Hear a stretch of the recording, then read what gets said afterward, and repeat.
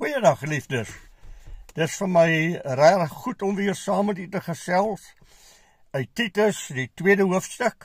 En ons staan vandag stil dan ook daar waar hy praat met die jong man en die jong man se verhouding met die Here. Die uitspraak wat hy maak is vermaan die jong manne net so om ingetoe te wandel. U sien, geliefdes, ons het reeds gepraat oor die vaderfigure, ons het gepraat oor die ouer vroue wat die jonger vroue moet leer om huislik te wees en die jong dames op te lei om hulle self suiwer en rein en kuis voor God te hou, sover dit hulle toekoms aanbetref as jong meisies hulle op te lei, aangaande wat die lewe vir hulle inhou, wat beteken die lewe van vrou wees en hoe hulle self kan bewaar vir hulle man vir die dag van hulle troue. Nou sê hy vermaan die jong manne om net so ingetoe te wandel.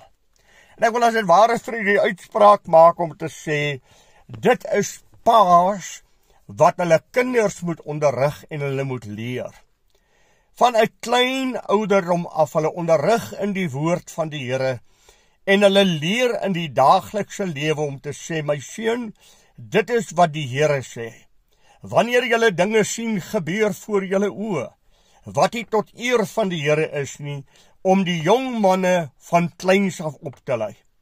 Weet jy, daar is 'n program op die TV wat ek so af en toe volg, waar daar met klein kindertjies gepraat word, tussen die ouderdom van 6 tot 8. En dit is 'n baie pittige, wonderlike program te kyk. En dan is dit vir my so indrukwekkend, as daar partykeer 'n vraag gevra word en daardie jong kind antwoord, nee, die Bybel sê ons mag nie. Nee, God sê in sy woord dat dit nie mag plaasvind nie. My pa het vir my gesê die Bybel sê. En dit is kindertjies van 6 tot 8. Dit is wat ons kinders moet leer en moet toerus in die tyd wat hulle lewe, as hy sê dat ons die jong manne moet voorberei. En wanneer hy praat oor die jong man, dan is dit 'n baie kort voorskrif. Vermaan so die jong manne. Net soos julle die jong dames vermaan het. Vermaan die jong manne om eerlik en opreg voor God te wees, om ingetoe te wees. Dit beteken ten eerste miskien dat ek nie aandagsoeker sal wees nie, dat ek nie belangrik sal wees nie, dat ek nie miskien in tel sal wees nie, of een van die manne sal wees nie. Maar dat ek so half uitgeskuif sal word, omdat ek nie inpas by die lewenswandel van jong manne vandag nie. Jy mag dalk nie baie vriende hê nie. Jy moet miskien van party vriende ontslaa raak, as jy ingetoe en opreg voor God wandel. En daarom sê ek, dat ek miskien 'n baie stil en eenkant mens sal wees, maar met waardes. En die mens wat na my kyk sal sê, hy doen nie saam met alles wat almal doen nie. Hierdie jong man het waardes. Die onderwyser sal dit agterkom. Die wêreld en jou werkgewer sal dit agterkom. Hierdie man het waardes. Hy lewe nie net van dag tot dag nie, hy lewe nie volgens standaarde van hierdie wêreld nie. Die woord van God is die basis waarvolgens hy lewe. En daarom is dit vir my bitter belangrik as ek vir u sê, dat hy miskien iemand sal wees wat 'n alleen pad sal loop. Ag, die Here Jesus het vir ons gesê, dit sal so wees, dat ons nie in hierdie wêreld baie liefgehad sal word nie, dat mense nie baie vir ons sal omgee nie, maar ons moet die keuse maak wat Paulus sê, daar in Galasiërs. As ek dan nog 'n medediensknegt of 'n mede-aanhanger van mense wil wees, dan sal ek nie 'n diensknegt van Jesus Christus kan wees nie. Want u sien, geliefdes, ons lewe in 'n wêreld van vervallendheid. Ons lewe in 'n wêreld van losbandigheid. Ons lewe in 'n wêreld van goddeloosheid. Geliefdes, ons lewe in 'n wêreld waar die man nie meer die jagter is, wat die jong dame gaan opsoek en wat die jong dame gaan uitsoek om sy toekomstige vrou te wees nie. Ons lewe in 'n wêreld waarin die vrou die man van die môre tot die aand probeer verlei. Op TV, As jy kyk, is dit vroue wat hulle self vir manne kom aanbied en by manne as dit ware aandring en hulle kom oortuig en hulle tot inskeer wil bring vir hulle eie gewin, om te sê, kom saam met my, losbandige vroue. Leer die jong manne om waardes te hê en te lewe volgens God se woord. Ek sê dit vir u. Geliefdes, jong mans vandag het 'n baie moeilike tyd. U weet toe die tyd toe my pa hulle nog in daardie tyd getrou het en selfs in ons tyd. Het 'n jong dame getrou op die ouderdom van 21, 22 en het hy dames as dit ware 'n puberteit of belewe of vrugbaarheid belewe op 'n ouderdom van 16. Deesdae beleef hulle hierdie vrou word op 12 jaar en hulle trou op 30.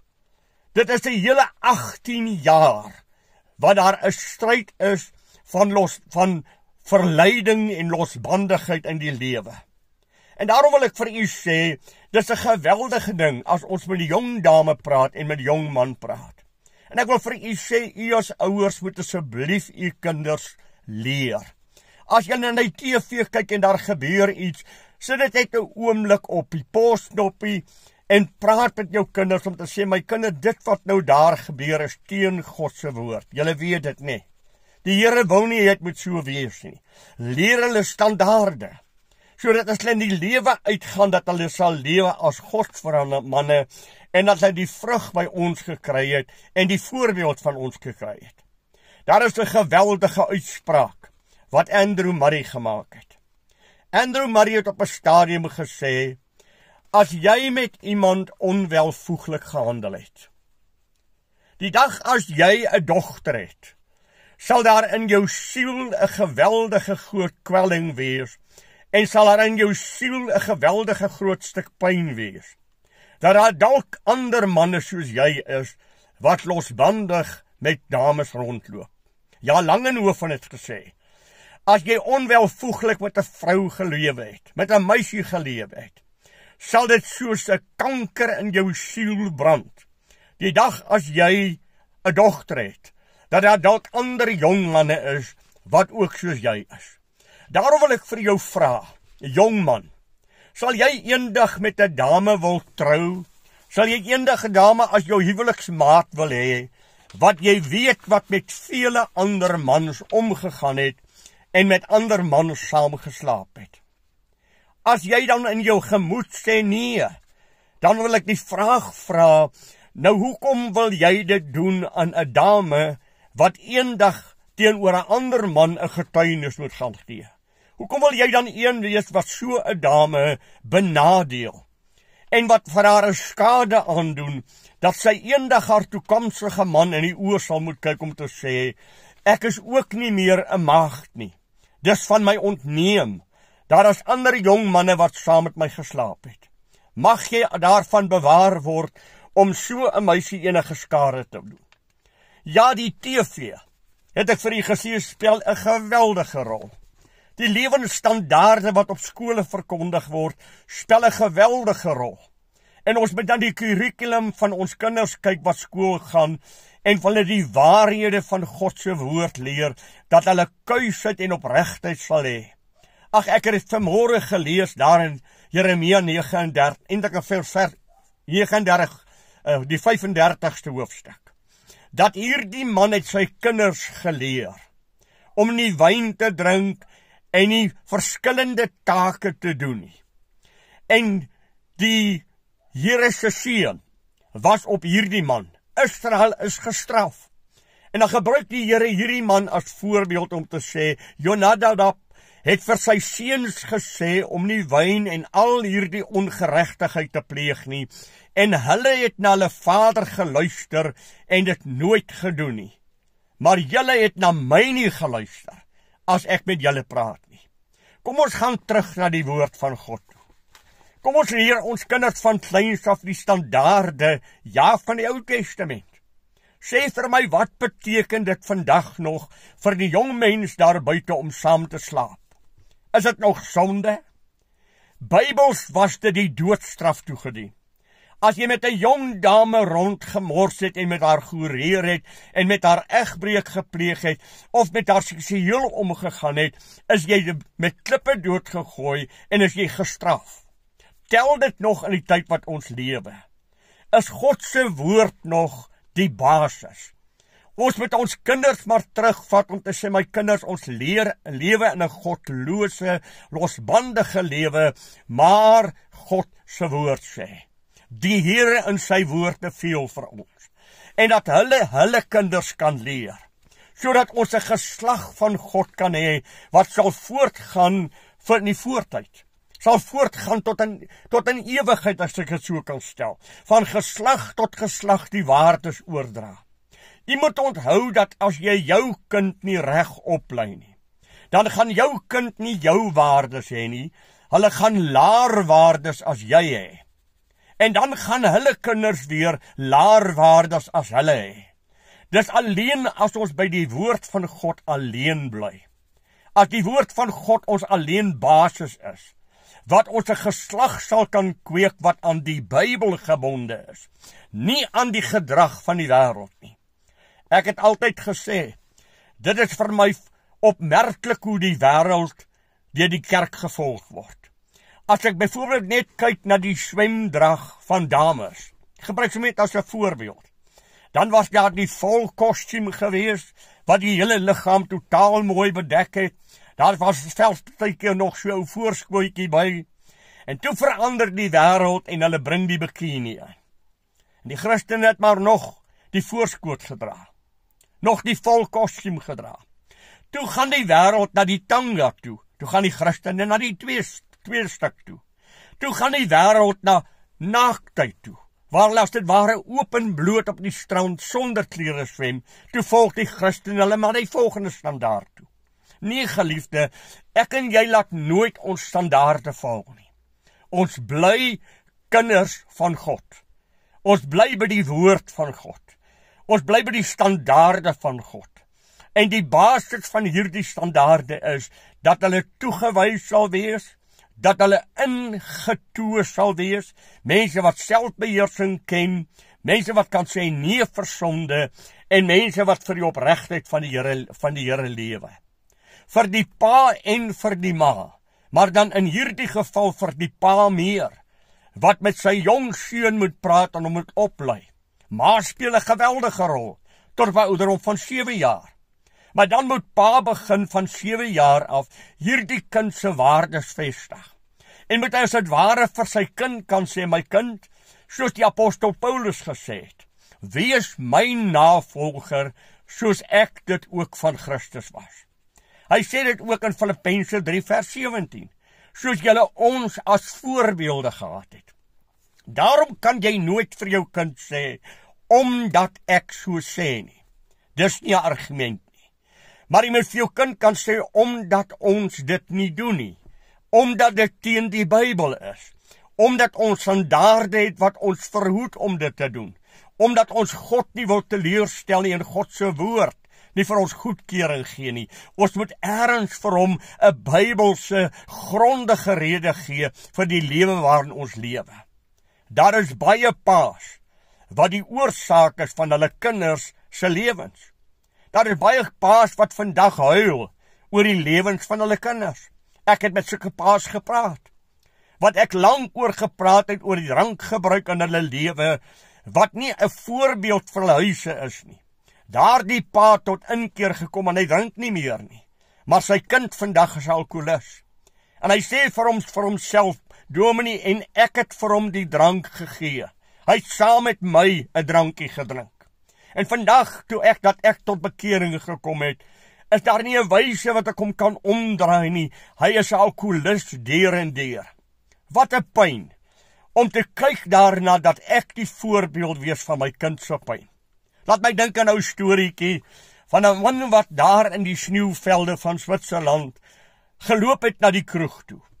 Hy het daar in die kroeg gesit en 'n drankie geniet, en ewe skielik die volgende oomblik toe kom sy seentjie ingestap.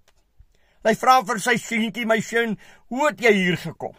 Hy sê, papa, ek het net in jou voetspore wat jy gelaat het in die sneeu geloop. Ek het net geloop waar jy geloop het. En dis hoekom ek hier uitgekom het. Ek het in pappa se voetspore geloop. Daar is ook 'n ander verhaaltjie, waar hulle 3 van die kindertjies bymekaar gesit het, en hulle oor die rugbyveld en sneeuveld laat loop het, en elke een van hulle moet kyk hoe reguit kan hulle oorloop. Hulle het begin loop, en die 2 buitekantstes het altyd na binne gekyk en gesorg dat hulle ewe ver weg was, en die enetjie in die middel het net reg voor hom gekonsentreer en geloop. En toe hulle aan die ander kant kom, toe het die enetjie in die middel se spore absoluut reguit, terwyl die ander se spore so kinkeltjie gemaak het. Hoe het jy dit reg gekry? Ek het my oog gefestig op daardie rugbypaal. En ek het na daardie rugbypaal toe geloop, sonder om my oë van die paal af te neem. Kom ons sê dit net anderster. Ek het my oë gefestig op God en sy woord. Daarom is my spore reguit, en is daar nie kinkels, en is daar nie uitspatsels in my lewe nie, want ek het gelewe volgens God se woord. Net so, soos die dogter, soos die jong dame, net so met die jong man berispelik word, vermaan word, om te sê, my seun, lewe volgens God se standaarde. Salomo het gesê, my seun, gee my jou hart. My seun, bewaar jou hart, meer as wat enigiets bewaar moet word, want daaruit is die oorspronge van die lewe. Mag die Here vir ons help as grootouers, om ons kleinkinders in die weë van die Here te laat wandel. Ek kan vir 'n verhaaltjie vertel. Ek kyk saam met my kleinseun 'n kinderstorie op die TV, van hierdie ou vissies, Nemo dink ek was sy naam, en die volgende oomblik daar kom daar 'n vis uit met 'n glasbal wat daar rondswem. My vrou vra onmiddellik vir my kleinseun, wat is dit? Hy sê, ouma, sy kan die future voorspel. Oor die pos net so bietjie asseblief. Ouma wil net gou vir jou iets sê. Niemand kan die future voorspel as God nie. Niemand ken die toekoms as God nie. En mense wat hierdie ding doen, wat fortuinvertellers is, sê die Bybel moet gedood word. Sy vraag was baie eenvoudig, amper met 'n traan in sy oog, ouma, het ek dan nou sonde gedoen? Nee, my kind, jy het nie geweet nie. Maar nou weet jy. En toe ons weer by hulle kom, toe sê ouma, ek kyk van tyd tot tyd nog na daai storie. Maar as daar die ander visie verby swem, dan weet ek wie die volgende vis gaan wees. Dan forward ek baie vinnig, dat ek nie na daai goed kyk nie. Ek vermy dit om daai goed na te kyk, wat ouma gesê het wat sonde is. Dan gaan ek vinnig vorentoe, en dan kyk ek na die res van die pragtige storie. Is dit nie wat ons hulle moet leer? Vermy sekere dinge, en wandel op reg, as kinders, as jong manne. Geliefdes, kom ons skep manne vir die toekoms. Kom ons skep manne wat gesag kan dra. Manne van respek, manne van waarde. In 'n waardelose, goddelose lewe, kom ons bring weer manne wat aan vroue kan behoort, wat rein bewaar is vir vroue, wat hulle families vir God kan bewaar, hulle gesinne vir God kan bewaar, manne waarop jy trots kan wees. Mag die Here vir ons daartoe help. Ons het ook groenkoring op die land. Ek het ook kleinkinders. Dank die Here vir my kinders. Dank die Here vir die wyse wat my kinders lewe. Ek dank die Here dat hulle die Here ken en 'n verhouding met God het. Maar ek het kleinkinders, en ek moet hulle leer as oupa en ouma. Ek moet, as hulle by my is, ook vir hulle leer aangaande God voorskrifte, hoe hulle met mekaar speel, hoe hulle met mekaar omgaan. Wat leer God se woord? Belangrik om vir kinders voortdurend te sê, die Bybel sê, God sê, vestig dit in hulle gemoed, dat dit hoog sal wees. Ek bid vir julle, bid ook vir my, met die grootmaak van ons kinders, om 'n jong dame en 'n jong man in die lewe te bring, deur die voorbeeld en die lering wat jy vir hulle gegee het. Mag die Here vir jou ryklik seën. Goeiedag vir u, en ons praat volgende week weer saam met mekaar.